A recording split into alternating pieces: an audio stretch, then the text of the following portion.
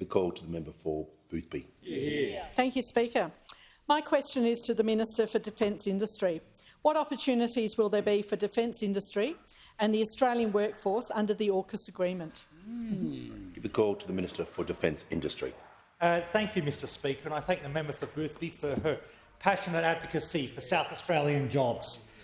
The truth is, Mr Speaker, that AUKUS Pillar 1, the submarine policy, delivers two things for the Australian nation. One is the greatest capability enhancement to the Royal Australian Navy that this country has ever seen.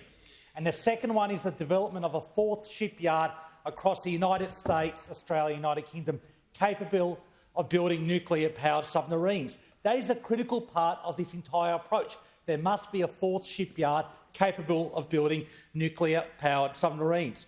And this is the greatest industrial undertaking this country has ever attempted. We'll be developing some of the most advanced manufacturing in the world.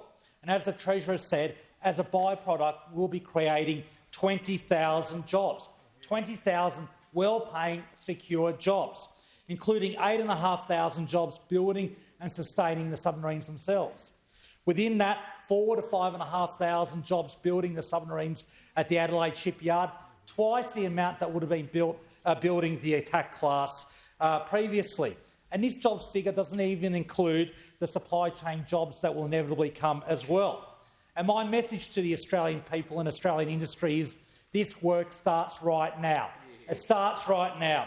$6 billion has been allocated over the next 4 years to invest in industry and workforce, for the infrastructure upgrades, for skills development and apprenticeships, including a skills academy in Adelaide, training hundreds of apprentices each and every year, and capacity building of suppliers so that our Aussie companies can get a good shot of the work, not just for Australia, but for the United States and the United Kingdom. Work on the submarine construction yard starts right now.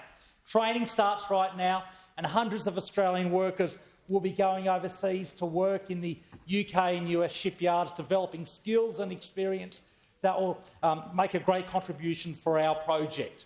There's also opportunities in the supply chain.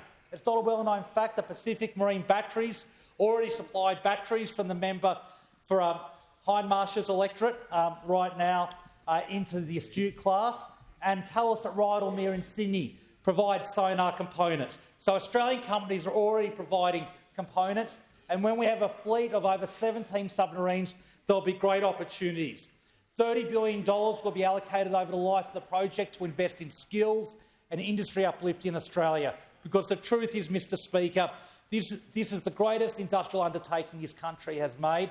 It will modernise Australian manufacturing, it will lift up industry and employ 20,000 Australians in cutting-edge jobs that will provide a future for them and help safeguard the nation.